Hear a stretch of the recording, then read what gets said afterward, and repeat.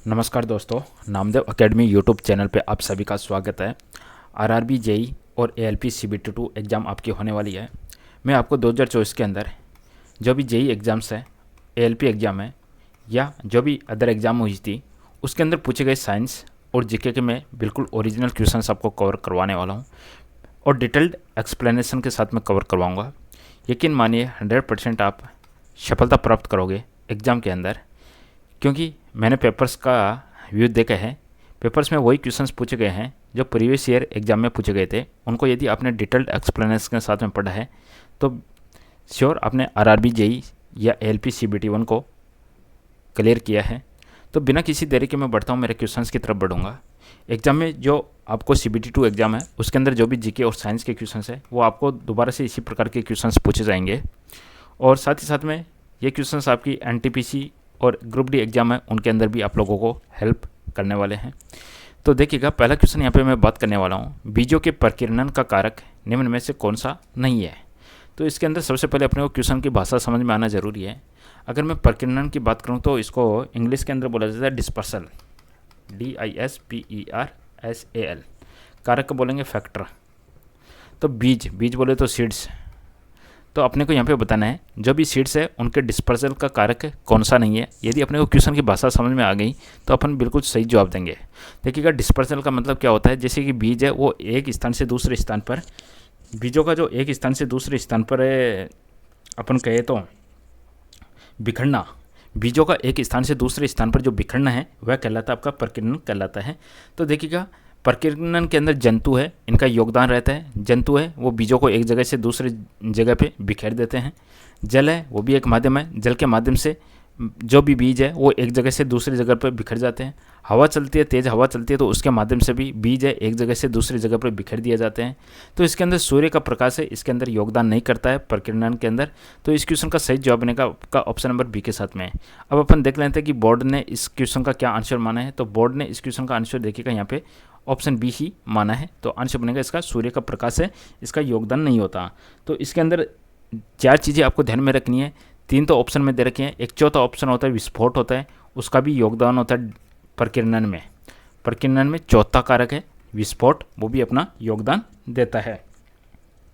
Okay, विस्फोट। चलिए आगे क्वेश्चंस की तरफ बढ़ता हूँ। नेक्स्ट क्वेश्चन जो एग्जाम में पूछा गया क्वेश्चन है, इसी प्रकार से बिल्कुल डिटेल एक्सप्लेनेशन के साथ में आपको सभी क्वेश्चंस देखने को मिलेंगे जो एग्जाम के दृष्टिकोण से आपको बहुत इंपॉर्टेंट साबित होने वाले हैं। चलिए दोस्तों, बिना किसी देरी के मैं बढ़ता हूँ। नेक्स्ट क्वेश्चन जो भी पूछा गया क्वेश्चन है, मैथ के क्वेश्चंस आपका अगर मेरे को जीके और साइंस पे फीडबैक आएगा तो मैं मैथ और रीजनिंग के क्वेश्चंस भी आप लोगों को कवर करवाऊंगा। तो दूसरा क्वेश्चन यहाँ पे पूछा गया है, देखिएगा ये क्वेश्चन पूछा गया है। चलिए इस क्वेश्चन के आपको दो ऑप्शन तो दिख गए होंगे, कोई बात नहीं, बाकी दो ऑप्शन देख लेते हैं। पहला ऑप्शन आपके पास में गलत हो गया, दूसरा गलत हो गया, जैसा भी है सिंपल सा। पहले अपन क्वेश्चन में पढ़ूँ तो क्वेश्चन क्या कहता है, उस उपकरण का शक्ति अनुमतांक यानी पावर रेटिंग आपसे पूछा गया है। पावर रेटिंग क्या होगा, जो 180 वोल्ट क्वेश्चन में पूछा गया 180 वोल्ट सोर्स से संयोजित होने पर 1.75 एम्पियर की विद्युत धारा खींचता है। अब इसमें वोल्टेज दे रखा है आपको, 180 वोल्टेज है, इसका सोर्स कनेक्ट करेंगे तो करंट है वो 1.75 एम्पियर की करंट है, उसको खींचता है। तो अपने से पावर रेटिंग पूछा गया है। तो अपने को सभी को पता है कि पावर का जो फॉर्मूला होता है P = V × I होता है। इन दोनों को मैं मल्टीप्लाइड करूँगा 180 × 1.75, तो ये मेरा करेक्ट आंसर निकल के आ जाएगा = 315 वाट। तो दोस्तों इस क्वेश्चन का सही जवाब निकलेगा आपका ऑप्शन नंबर सी के साथ में। तो बोर्ड का क्वेश्चन का आंसर है ऑप्शन सी ही इस क्वेश्चन का आंसर है। चलिए दोस्तों नेक्स्ट क्वेश्चन की तरफ बढ़ता हूँ बिना किसी देरी के। नेक्स्ट यहाँ पे जीके का क्वेश्चन पूछा गया है कि जो द ग्रेट इंडियन नॉवेल है, एक पुस्तक है, इसका प्रकाशन हुआ था 2011 में। द ग्रेट इंडियन नॉवेल है, इसके लेखक कौन है, ये आपका सिंपल सा क्वेश्चन है। तो चारों ऑप्शन आप लोगों के सामने हाजिर है। तो इस क्वेश्चन का करेक्ट आंसर बनेगा ऑप्शन नंबर ए के साथ में शशि थरूर। शशि थरूर कौन है, शशि थरूर पॉलिटिशियन है और इनका संबंध है इंडियन नेशनल कांग्रेस के साथ में संबंध है और ये लोकसभा सांसद है और लोकसभा सांसद है केरल की राजधानी तिरुवनंतपुरम से अपना चुनाव लड़ते हैं। तो वहाँ से ये अपना सांसद है। कहाँ से है, तिरुवनंतपुरम से। एग्जाम में ये आपसे क्वेश्चन पूछा जा सकता है। दोस्तों नेक्स्ट यहाँ पे जो क्वेश्चन है अगला, वो बीम स्टैक के बारे में जो क्वेश्चन है वो पूछा गया है। तो देखिएगा बीम स्टैक पे क्या क्वेश्चन है।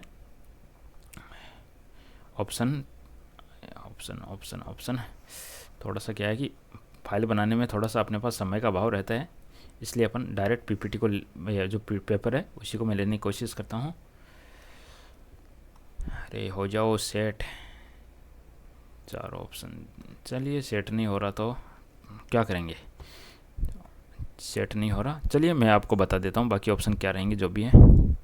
बाकी ऑप्शन यहाँ पे 1 नंबर गलत हो गया, 2 नंबर यहाँ पे ढाका है, आपका ढाका है।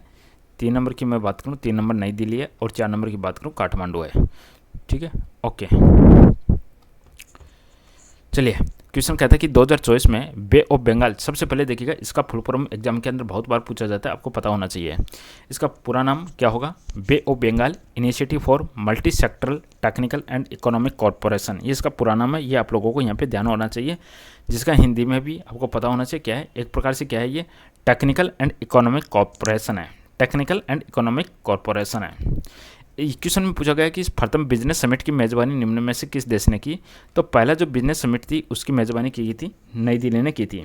अब देखिएगा इस क्वेश्चन के अलावा एग्जाम के दृष्टिकोण से क्या एक दोबारा से आपसे क्वेश्चन पूछा जा सकता है, जैसे आपका CBT 2 होता है तो उसके अंदर इसका क्या क्वेश्चन पूछा जा सकता है, इसी पर आधारित आपसे पूछा जा सकता है कि इसका स्थापना कब हुआ था। तो बिम्स्टेक का जो स्थापना होता है वह होता है 6 जून 1997 को होता है, 6/6/1997 को इसका स्थापना होता है, ये आपको ध्यान में रखना है। इसके सदस्य देश कौन से हैं, तो ये भी आपको ध्यान में रखने का। सबसे पहले स्टार्टिंग में इसके 4 सदस्य थे, शुरू के अंदर इसके 4 सदस्य थे, वो 4 सदस्य कौन थे 4 सदस्य थे बांग्लादेश, 4 सदस्य थे बांग्लादेश, भारत, श्रीलंका एंड चौथा सदस्य था थाईलैंड। स्टार्टिंग के अंदर ये भी एग्जाम में क्वेश्चन पूछा जा सकता है, कितने सदस्य थे, 4 सदस्य थे। ठीक है, अब उसके बाद में 2 सदस्य इसके अंदर और ऐड हो जाते हैं, जिनका नाम है नेपाल एंड भूटान। तो इस तरीके से इसके टोटल सदस्य संख्या है 6 है, आपको ध्यान में रखना है। और इसका मेन उद्देश्य क्या है, आर्थिक विकास और सामाजिक प्रगति को बढ़ावा देना, आर्थिक विकास, आर्थिक एंड सामाजिक प्रगति को बढ़ावा देना, ये इसका मूल मोटिव है। और इसका जो पहला बिजनेस समिट हुआ था इसकी मेज़बानी की थी नई दिल्ली, भारत ने। चलिए दोस्तों, अगला क्वेश्चन एग्जाम के दृष्टिकोण से क्या पूछा गया क्वेश्चन है, ये आपसे सहायक नदियों पर आधारित क्वेश्चन पूछा गया है, सहायक नदियों पर आधारित क्वेश्चन पूछा गया है। चलिए, सहायक नदियाँ आपको दिख रही है ऑप्शन में, यहाँ पे नदियाँ हैं और यहाँ पे सहायक नदियाँ, ये सब की सब सहायक नदियाँ हैं, ये नदियाँ हैं। अब जैसे ब्रह्मपुत्र की बात करें, ब्रह्मपुत्र का उद्गम कहाँ से होता है, ब्रह्मपुत्र का उद्गम कहाँ से होता है, तिब्बत से होता है। और तिब्बत में इसको क्या कहते हैं, सांगपो कहते हैं, तिब्बत में इसका नाम होता है तसांगपो, तसांगपो। और भारत के अरुणाचल प्रदेश के अंदर ये एंटर करती है, इसको अरुणाचल प्रदेश के अंदर दिहांग बोला जाता है, अरुणाचल प्रदेश में इसको दिहांग बोला जाता है। यही सभी क्वेश्चंस आपको CBT 2 में देखने को मिलेंगे, कोई नया क्वेश्चंस नहीं देखने को मिलेगा। इसलिए मैं जो आपको डिटेल एक्सप्लेनेशन दे रहा हूँ उसको जरूर आप देखिएगा और अच्छा रेस्पॉन्स दीजिएगा, वीडियो को कंप्लीट देखा कीजिएगा। आप जैसा फीडबैक दोगे मैं उसी अकॉर्डिंग आप लोगों को वीडियो प्रोवाइड करता रहूँगा, बट एक बार डिटेल एक्सप्लेनेशन जरूर देखिएगा, क्योंकि मैं आपको इसलिए कह रहा हूँ क्योंकि इसी के माध्यम से आज मैंने रेलवे में सफलता प्राप्त की है। चलिए, तसांगपो हो गया, इसको अरुणाचल प्रदेश के अंदर ये एंटर करती है, जिसको अपन दिबांग के नाम से जानते हैं। अब इसकी सहायक नदी की मैं बात करूं तो इसकी सहायक नदी है दिबांग। अब ब्रह्मपुत्र की दिबांग तो ऑप्शन में दे दिया, नेक्स्ट टाइम आपसे दिया जा सकता है कि इसकी और कौन कौन सी सहायक नदियाँ होती है, तो इसकी बहुत सारी सहायक नदियाँ होती हैं, आप चाहो तो लिख सकते हो, लिखना चाहो तो या मैं बोल देता हूँ। दिबांग हो गया, इसके अलावा लोहित हो गई, दिबांग, लोहित, धनसिरी, मानस, तीस्ता, सुबनसिरी, बेकी, इस प्रकार से इसकी सहायक नदियाँ हैं। चलिए, तिब्बत के अंदर मानसरोवर झील से ये निकलती है और ब्रह्मपुत्र नदी के ऊपर स्थित सबसे बड़ा द्वीप होता है, विश्व का सबसे बड़ा नदी द्वीप है, जिसको बोलते हैं अपन माजुली द्वीप, ये भी आपको ध्यान में रखना नाम, माजुली द्वीप। और गंगा और ब्रह्मपुत्र है उसकी संयुक्त धारा है, दुनिया का सबसे बड़ा डेल्टा बनाती है, जिसको बोलते हैं सुंदरवन बोलते हैं। ये तो हो गया ब्रह्मपुत्र के बारे में छोटा सा तथ्य मैंने आपको बता दिया। यारलंग तांग्सपो इसको तिब्बत के अंदर बोला जाता है। चलिए नेक्स्ट अपन इसके बारे में बात कर लेते हैं। तो यहाँ पे आपका ब्रह्मपुत्र में सी हो गया, तो पहले में सी यहाँ पे आ रहा है, तो या तो ये ऑप्शन होगा या ये ऑप्शन होगा। चलिए सिंधु के बारे में बात कर लेता हूँ। सिंधु की बात करूँ तो इसकी जो सहायक नदियाँ हैं वह है झेलम, चिनाब, रावी, सतलज, व्यास। तो चिनाब यहाँ पे आ गया, तो दूसरे में बी, तो पहले में सी, दूसरे में बी, तो बच गया ये। तो यहाँ पे आपका करेक्ट आंसर निकल जाएगा, ये ऑप्शन आपका करेक्ट बनेगा, पहले में सी। अब इसकी सिंधु की मैंने बता दी, झेलम, चिनाब, रावी, सतलज, व्यास, ये सिंधु नदी की सहायक नदियां हैं। चलिए आगे बढ़ूँ नेक्स्ट क्वेश्चन की तरफ। इन 5 नदियों को क्या कहा जाता है? ये 5 नदियाँ पंचनद कहलाती है। एग्जाम में ये भी क्वेश्चन पूछा जा सकता है, 5 नदियाँ क्या कहलाती है? पंचनद कहलाती है, पंचनद कहलाती है। अब नेक्स्ट है आपका बच गया यमुना। तो यमुना के बारे में अपन बात कर लेते हैं। यमुना की सहायक नदियाँ कौन कौन सी है? तो यमुना की सहायक नदियाँ है आपकी चंबल, यमुना की सहायक नदियाँ चंबल हो गई, सेंगर, इसके अलावा छोटी सिंधु, देखिएगा छोटी सिंधु लिखा है यहाँ पे, छोटी सिंधु, केन, टॉस, हिंडन, शारदा, गिरी, सिंध। तो यहाँ पे आपका करेक्ट आंसर निकल गया आएगा एक और बेतवा। या ज़्यादा याद नहीं रखो, कुछ कुछ इंपॉर्टेंट याद रख लो। यमुना की एक तो बेतवा याद रख लीजिएगा, बेतवा के अलावा केन याद रख लीजिएगा, केन के अलावा आप चंबल याद रख लीजिएगा, चंबल के अलावा हिंडन, हिंडन और एक और याद कर लीजिएगा टॉस। ये होगी सब आपकी यमुना की सहायक नदियाँ।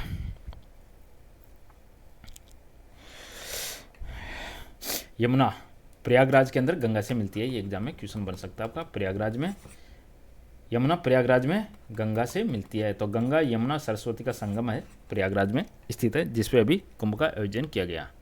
तो दोस्तों इस क्वेश्चन का आंसर निकल के आएगा ये। चलिए नेक्स्ट क्वेश्चन देख लेता हूँ। जैसा आप रेस्पॉन्स दोगे उसी अकॉर्डिंग मैं नेक्स्ट वीडियो आप लोगों को प्रोवाइड करता रहूँगा। आप रेस्पॉन्स अच्छा दीजिएगा।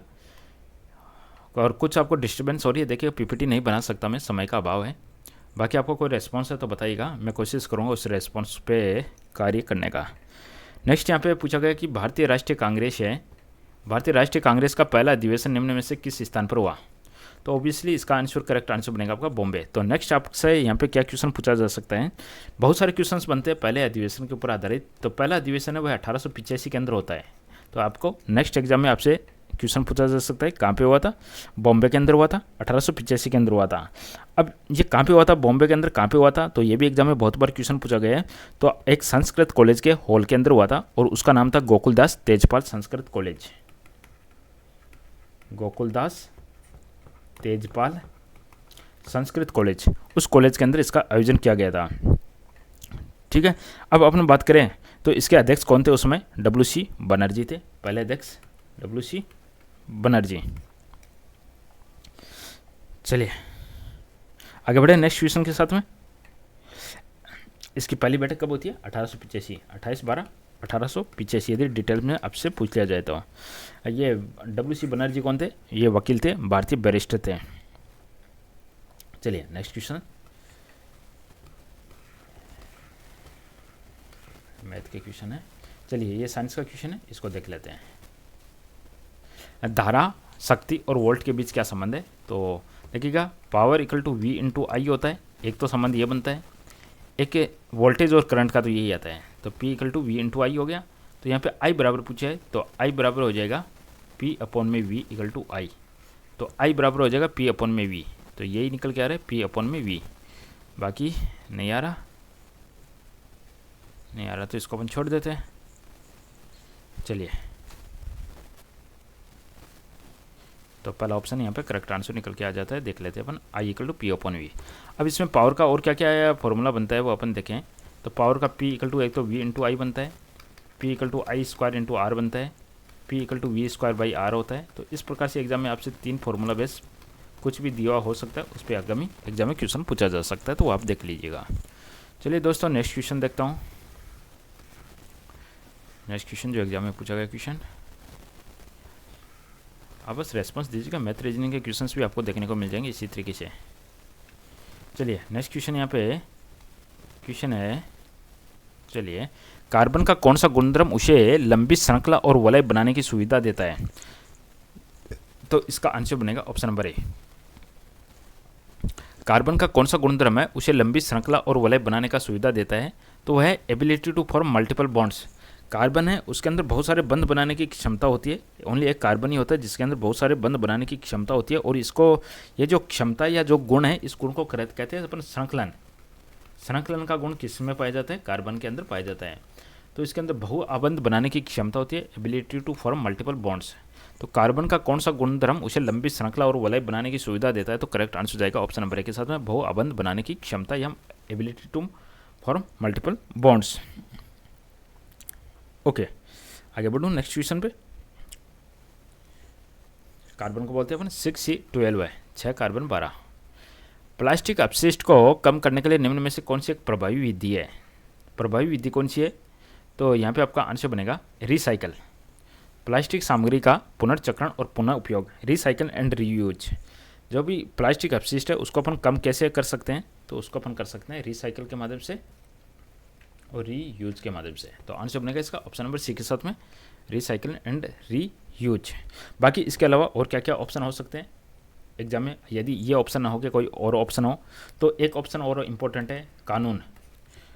कानून और विनियमन को लागू करना, ये ऑप्शन भी आपको ध्यान में रखना है। इसके माध्यम से भी कानून लागू और विनियमन इनको लागू करके भी अपन प्लास्टिक अपशिष्ट को कम कर सकते हैं। रिसाइकल एक इसका यूज हो गया, एक और अपन कम कैसे कर सकते हैं? प्लास्टिक का कम से कम यूज करके। चलिए आगे बढ़ते हैं नेक्स्ट क्वेश्चन पे।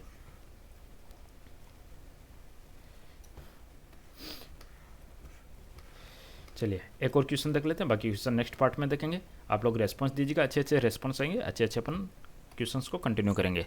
30 सितंबर 2024 के अनुसार भारत सरकार द्वारा देश भर में कितने जन औषधि केंद्र स्थापित किए गए हैं? तो वर्तमान में जन औषधि केंद्र की संख्या टोटल आपको ध्यान में रखनी है 13822। अभी भी ये डाटा यहाँ पे चल रहा है 13822, आप लोगों को इसमें ध्यान में रखना है। और ये डाटा वैसे तो रिलीज किया गया था सितंबर 2024 के अंदर, ये डाटा रिलीज किया गया था जन औषधि केंद्र की बात करें। ओके,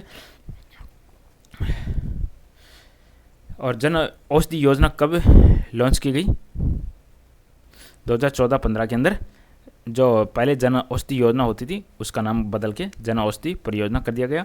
और इसका मेन काम होता है कि उच्च गुणवत्ता की जो जेनरिक दवाइयाँ हैं उसको एक बाजार मूल्य से भी कम मूल्य के ऊपर जनता को प्रोवाइड किया जाए, ये इसका मेन उद्देश्य है।